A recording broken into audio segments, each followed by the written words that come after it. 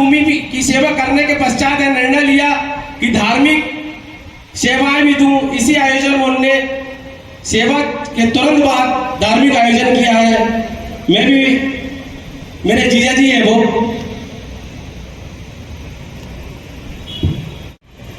जैसे अमेरिका का डॉलर प्रसिद्ध है, कोविड का पेट्रोलियम प्रसिद्ध है, चीन की दीवार प्रसिद्ध है, वैसे ही भारत का अध्यात्म प्रसिद्ध है।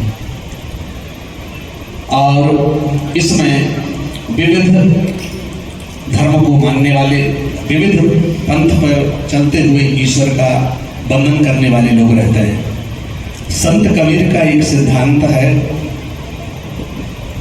कबीरा कुआ एक है, पनिहारिन अनेक। कुआ एक है, उसमें जल भरने के लिए अनेक पनिहारिन आती हैं। कबीरा कुआ एक है, पनिहारिन अनेक, बर्तन सब न्यारे भये। सबके बर्तन भिन्न भिन्न ढंग के, पानी भरने वाले लोग भी विविध प्रकार की पनिहारिन हैं। तो कबीरा कुआ एक है, पनिहारिन अनेक, बर्तन सब न्यारे भये, लेकिन पानी सब में एक। जल भरने वाले बर्तन का आकार विविध हो सकता है, आने वाले विविध हो सकते हैं, लेकिन सब बर्तनों में भरा हुआ पानी एक ही है। संत कबीर का सिद्धांत है कि कोई किसी भी रुचि से ईश्वर को मानता है, लेकिन सबके अंदर एक ही सत्ता का संचार चल रहा है।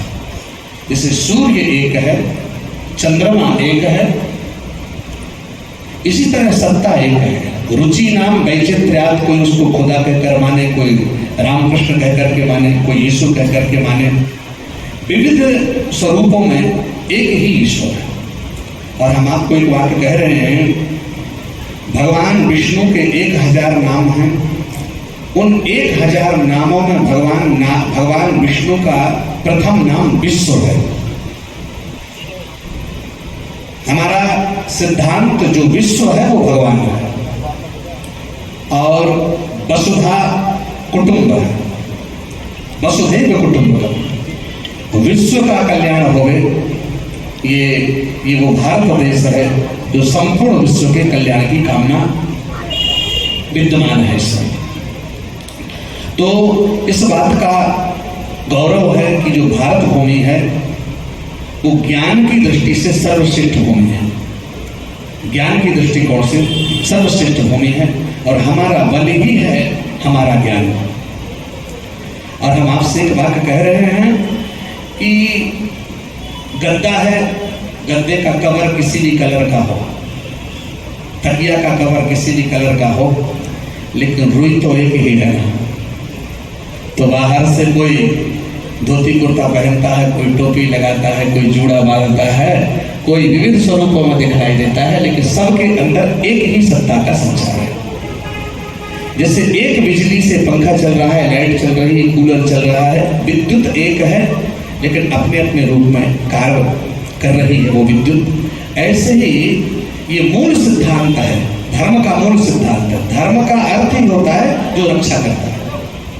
कोई व्यक्ति किसी भी धर्म को मानने वाला हो, पंथ को मानने वाला हो, वो धर्म का तात्पर्य है कि वो उसकी रक्षा करेगा तो धर्म उसकी रक्षा करेगा। अगर हम धर्म की रक्षा करेंगे तो धर्म हमारी रक्षा करेगा। जैसे कि उदाहरण के लिए ठंडी के समय हम स्वेटर पहनते हैं, रजाई ओढ़ते हैं, कंबल ओढ़ते हैं, लेकिन 4 माह वो कपड़ा हमारे शरीर की रक्षा करता है। ठंडी निकलने के बाद उस कपड़े की रक्षा हम करते हैं।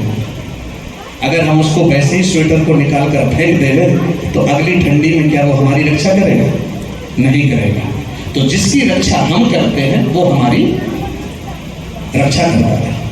आज हमारे यहाँ कथा में सृष्टि का वर्णन चल रहा था कि सृष्टि उत्पन्न हुई। हमारे यहाँ मनु को पहला मानव माना जाता है। जिसको हम मनु कहते हैं, इस्लाम में उन्हीं को आदम कहते हैं। आदम से वो सृष्टि का विस्तार मानते हैं, इसलिए हमें आदमी कहा जाता है। और मनु से हम सृष्टि का विस्तार मानते हैं, इसलिए हमें मानव कहा जाता है। हमारी रुचि के अनुसार से विभिन्नता हो सकती है। नदी कोई कहीं से भी बहे लेकिन समुद्र में ही जाएगी। जिस व्यक्ति को ये तत्व ज्ञान हो जाता है वो मानवों के प्रति भेद नहीं करता है। भगवान एक है और संपूर्ण विश्व भगवान का परिवार है। इस भाव से जो मनुष्य जीता है वो अपना आत्मिक विकास करता है। वहां ना कोई भाषा है, ना भाषा विघ्न है, ना कोई पंथ विघ्न है, भगवान का ही परिवार है। जैसे एक स्त्री का विवाह एक पति के साथ होता है, आज कथा में चल रहा था, लेकिन पति के नाते वो पूरे संपूर्ण परिवार को स्वीकार करती है, मानती है। ऐसे ही कोई अपने ईश्वर को माने, खुदा को माने, यीशु को माने, किसी भी स्वरूप में भगवान को माने, लेकिन उसके नाते संपूर्ण ये दुनिया भगवान का परिवार है। इस नाते जो व्यवहार करता है वही अपना विकास करता है। और मैं ज्यादा क्या कहूँ, आपका कीमती समय है और आप लोगों की अति आवश्यकता है। एक जो इस विवेक पर आ जाता है वो कभी किसी जगह पर गलत नहीं करता है। संपूर्ण संपदा जो है वो ईश्वर की है।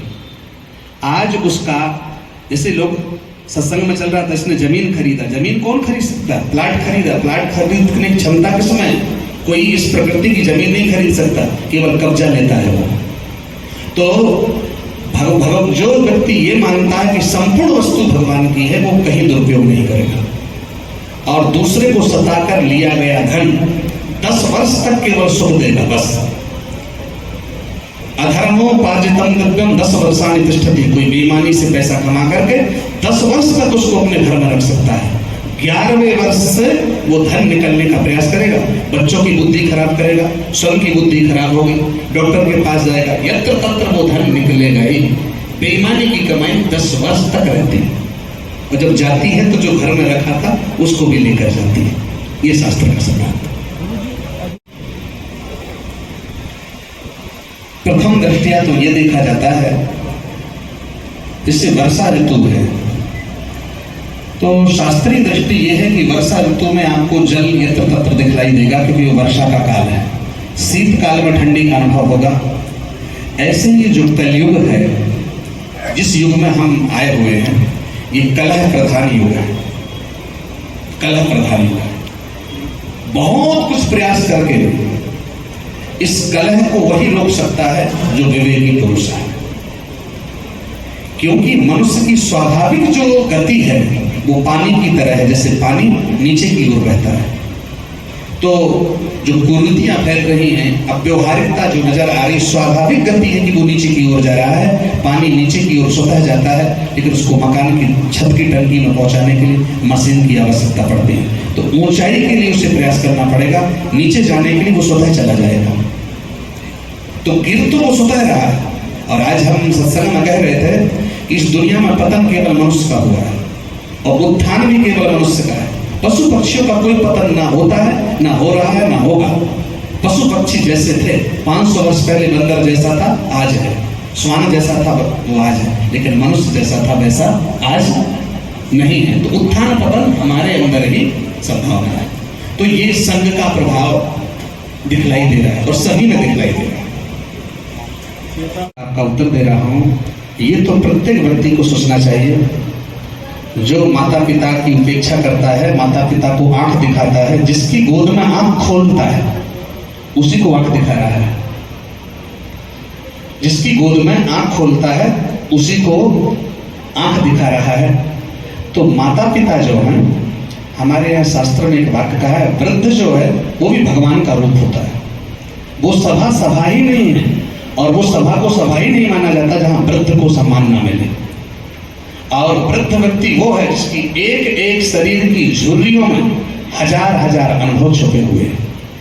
जवान व्यक्ति के पास ऊर्जा है लेकिन अनुभव नहीं है, और वृद्ध के पास अनुभव है लेकिन ऊर्जा नहीं है। कोई अंधा व्यक्ति हो, लंगड़ा व्यक्ति हो, कहीं आग लग जाए, किसी जगह पर कमरे में अंधा और लंगड़ा हो, तो जो वृद्ध हो गए वो लंगड़ा हो गए और जवान हो अंधा हो, और आग लग जाए तो निकलने का उपाय क्या है? बचने का उपाय क्या है? जवान की आंख नहीं है और अंधे के पैर नहीं है, उस समय बचने का एक ही प्रयास है, एक ही उपाय है कि जवान व्यक्ति वृद्ध व्यक्ति को अपने कंधे पर लेकर के निकल सकता है। वृद्ध व्यक्ति उसको रास्ता दिखलावे और जवान चले, क्योंकि उसकी आंख नहीं है। तो इस यही है, जवान के पास ऊर्जा है लेकिन दृष्टि रास्ता का ज्ञान वृद्ध देता है। वृक्ष कितना ही पुराना हो जाए छाया तो देगा, फल नहीं देगा। तो जिस घर में माता पिता वृद्ध का सम्मान होता है वही सभा है। नसा सभा यत्र न वृद्ध संति वृद्धा। भगवान श्री राम की सभा में नेतृत्व करते थे जामवंत। भगवान श्री राम की सभा में वृद्धों का आदर होता है। और रावण का जो दृष्टिकोण है वो बूढ़ों को क्या कहता है, बूढ़ भयुस न तो मरते तो नहीं, तू बुढ़ा हो गया मैं तुझे मार देता है। जहां बुढ़े को प्रताड़ित किया जाए वो रावण की संस्कृति है, और जहां वृद्धों को सम्मान देवे ये हमारे भारत की संस्कृति। हाँ, सिखावना दीजिए तो ही, जामवंत मैं पूछूं तो ही, जामवंत वृद्धों से पूछा गया है। अच्छा, दूसरा प्रथम प्रश्न था आपका राधा जी के विषय में। देखिए, राधा जी भगवान श्री कृष्ण की पत्नी नहीं है, राधा जी शक्ति है। राधा तत्व वो है, आप राधा राधा बोलकर देखिए, राधा राधा राधा राधा राधा राधा, तो राधा राधा बोलने से आधार निकलता है। राधा पत्नी नहीं, राधा शक्ति है। एक ज्योति रभे द्वेधा राधा माधव रूपकम।